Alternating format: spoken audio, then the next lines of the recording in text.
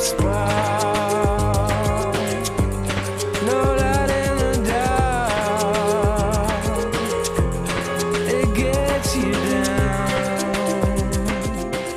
Who or what is the Eraser?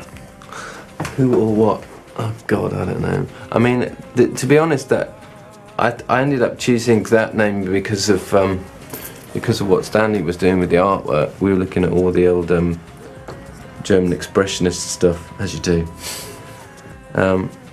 and he just started doing all this wave malarkey. To me, there's a certain element that runs through the record of a lot of trying to forget about things, trying to put it out of your mind and not being able to. So that was the extent of it, really. Mm-hmm. Is there an environmental theme to the record? Yeah, I couldn't help that. I mean, I didn't want to like hammer it over the head, but you know, one of the other formative things that was happening at the time was I was getting more heavily involved with Friends of the Earth, and the initial IPCC report came out, which is International Panel on Climate Change, and it had all these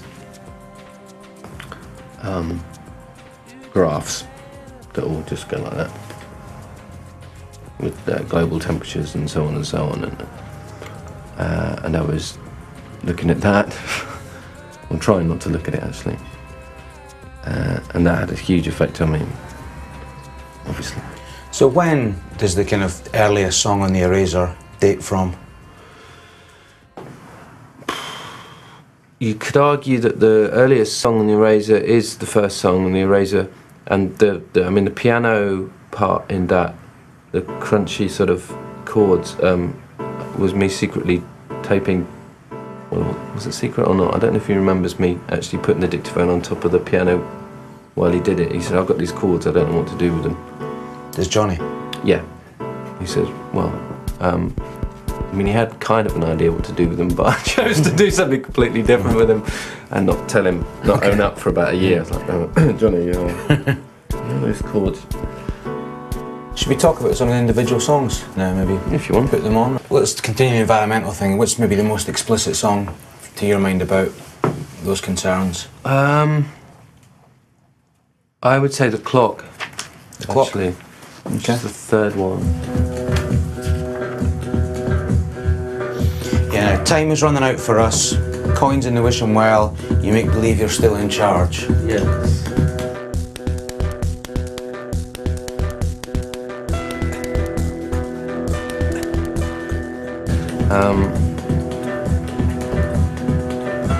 I mean, it's like it's sort of a disco tune, but I can't really actually hear what I'm saying. I mean, that was born out of the anger of watching, you know, heads of state around the globe saying, yes, we really must do something about this.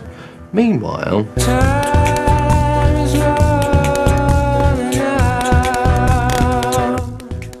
here are the latest growth figures, and no one actually grappling with the wider questions. Everyone just sort of shuffling little bits of paper around on the table going, yeah, we really need to do something about this. Just change the time and no one will know it's happening. The most frightening thing I find about what's going on at the moment is that no one is really engaging with the fact that we can't have endless growth. We can't endlessly consume as human beings. This is no longer like, you know, smelly hippies talking. Anybody who's got time to think about it should be thinking to themselves, well, hang on a minute, there's something fundamentally flawed in the way that we're proceeding. Most of us are still labouring under the illusion this is all going to happen in a couple of 100 years, and it's not.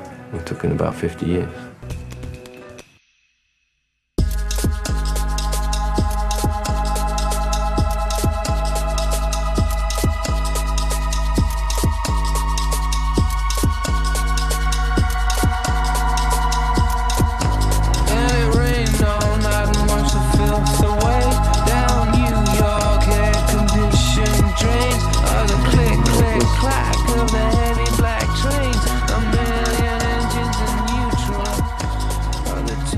The most sort of fundamental bit of that tune for me is the idea of a million engines in neutral. You know, if you sit in a Tokyo traffic jam, you can't help thinking that perhaps this isn't the best way to proceed. You know, and it was, I mean, it was written, the initial musical ideas were written in a sleepless night in New York, where it absolutely chucked down rain, you know, the size of tennis balls all night long, and just listening to that sound all night long with my laptop and not being able to sleep, it sort of came from really. Atoms for Peace. I love that song, and I like the line, "I want to eat your artichoke heart." Can you tell us where that song and that image came from? That was like one of those 10-minute written in a hurry things that just sort of came out really.